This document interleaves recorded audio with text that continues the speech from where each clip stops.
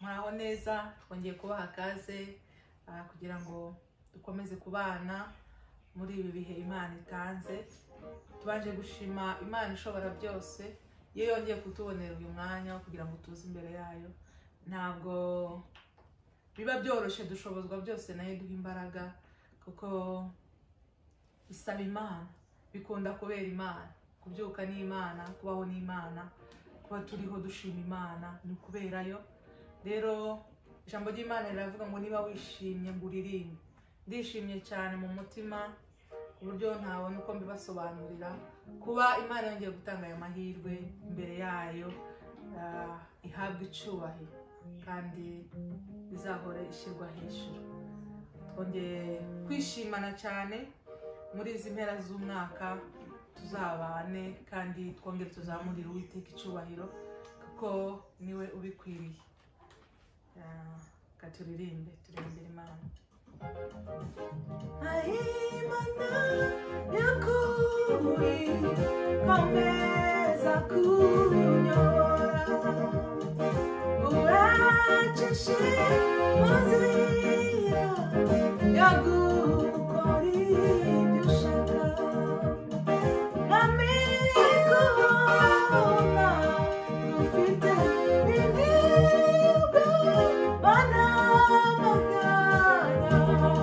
ndetse n'abasha kugezanya ku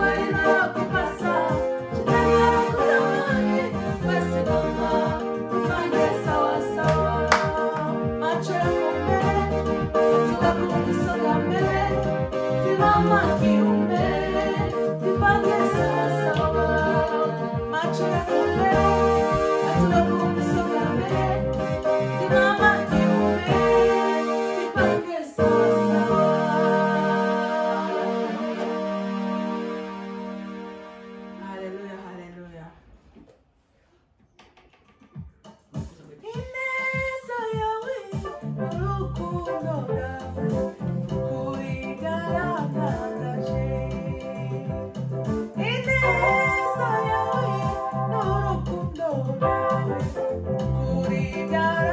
Bye.